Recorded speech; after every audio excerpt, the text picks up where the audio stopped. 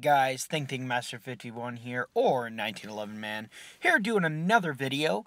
Right now what you're looking at is a nice slow motion flyby video of my most recent 1911 build.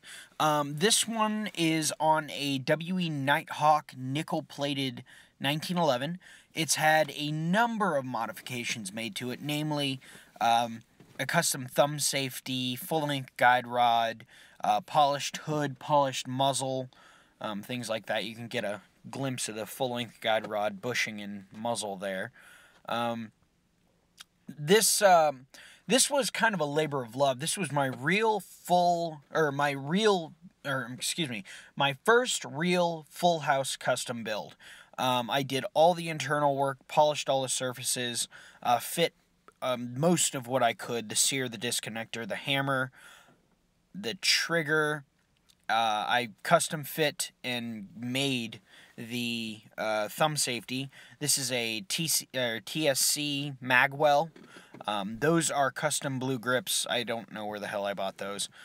And the magazines are standard WE magazines, but the magazine base plates actually have JB welded floor plates on them. And then they're also restricted to 10 rounds to defeat the issue of the WE magazines, where the spring tension with the fully loaded BBs pushes the magazine base plate out. So basically the goal here was to create a gun that you could shoot as many rounds out of as possible without it breaking. That sounded terrible, but basically it's a shooter. That's what it's designed to be. It's a shooter. You can see I custom U-notched the sights out there. I made them a lot deeper so they more closely resembled the 10.8 performance sights. Some of my personal favorite real steel 1911 sights. But this, like I said, this gun was made to be shot and shot and shot without cleaning. And I think that's exactly what I achieved, especially for a low-end WE 1911. I mean, that's what these things really are. They're the entry-level 1911s. They're not for the experienced guy, but what I've done as an experienced guy, and at least I think so, is I've gone in and done everything I could. Like I said, I did the trigger job so it shoots even better. It's crisper. I added a shock buff in there, so the recoil impulse is a lot more quick. So when the slide bottoms out, it's already on its way back because of the inertial energy from the rubber shock buff. So this actually is a better angle of the magazine and how I restricted it. I actually just used a wooden dowel to restrict it to 10 rounds. I made it 10 rounds and not like 15 or 14 just because real 9mm 1911s only carry 10 rounds, 10 plus 1. So you can see the wooden dowel, it works just fine. Nothing really to complain about there. Originally, I actually had installed an in-pass kit in this, but it was too damn hard to adjust, so I had to ditch that and figure out another way for it to work. So I, like I said, restricted the rounds count to 10. What's really nice about this nickel finish is you can see around the muzzle, the slide is just immaculate. It's been holstered I don't know how many times, quite a few. So like I said, it's very nice, and it's inherently slick, so you don't really need to lube it all that much. In fact, this gun has only been lubed twice.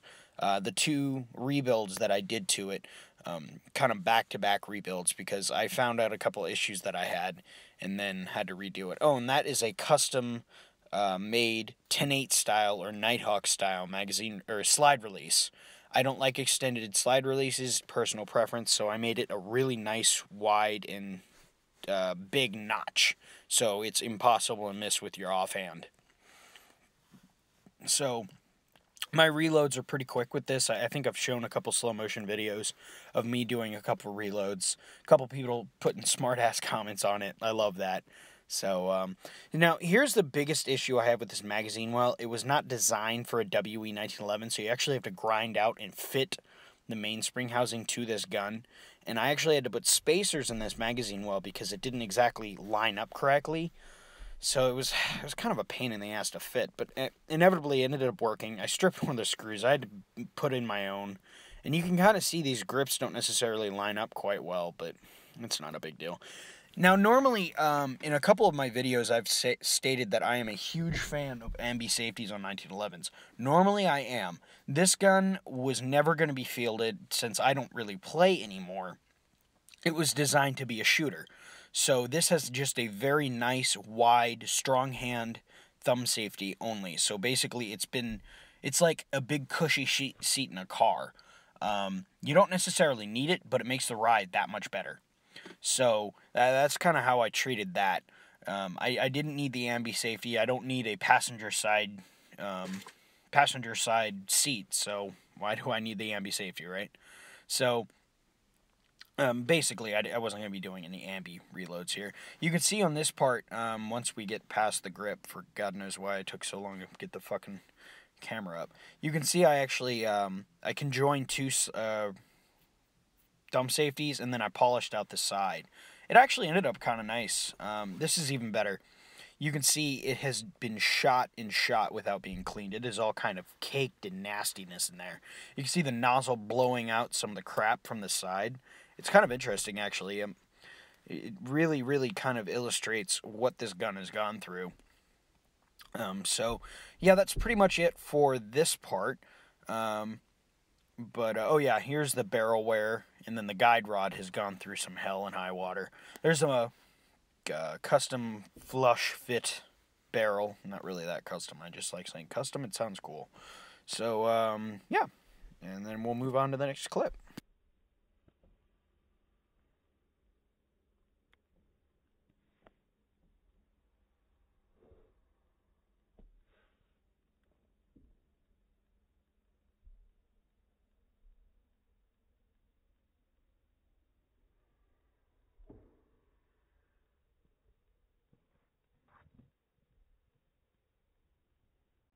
Okay, so this shot better illustrates the innards of the gun. You can see I've taken it down. I added an internal shock buff. I think I said that earlier. But like I said, it really softens out the recoil of the slide, especially when it bottoms out. It's really nice. Right here, you can see the minimal peening on the crossbar on the slide lock. It has seen thousands of rounds, and it's very minimal wear. This is a second of two bushings that I use on this gun as the recoil plug isn't captive. It's like a real one. It shoots out the front if you move the bushing. So I alternate so as not to put adverse wear on one or the other. One's a National Match Western Arms bushing, and that one's not. I don't know what the hell it was. But this is the shock buff that I've been using the whole time. It looks actually pretty good. Here is another shot. You can definitely see all the gunk and loveliness inside of this slide. What's interesting about is that you can see the end of the slide here. A lot of my 1911s from WE actually crack around the blowback housing, and this one has not, which is kind of interesting. I have not had that happen before. Now, on this one, you can see the slide notch, the little wall that separates the slide notch from the inside of the slide has been broken out, and I'm not actually sure what happened there. That may have been user error. There are the lugs. You can see they're completely filthy. It's interesting is the inside of the gun is really the only dirty part. Everything else is just immaculate. I mean, there's not a drop of oil on this thing, but that nickel finish just keeps it running because it's not rubbing off paint and getting it stuck in the rails. So that kind of speaks to the quality. Here's the hammer. It definitely takes a beating. I love this hammer, but you can see it beats up the frame. It beats up the hammer. It's just a flaw in the design from the WE 1911. You can see the wear on the rails is actually pretty minimal, especially for this huge round count out of this thing. You can see the nice wide ledge of that thumb safety there. This thing is absolutely caked.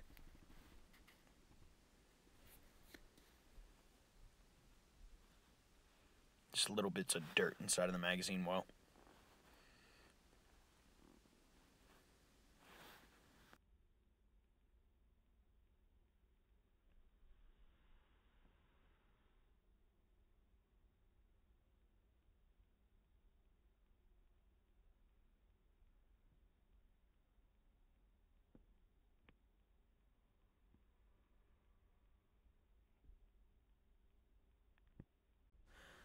Lastly here, guys, you can see what I did to the sights. You can definitely see how I really made that nice deep U-notch. It really opened it up. It made it a lot easier for sighting. I took off the red dot. It was way too low, so my eye would go to the middle of the sight and the sight would be too off.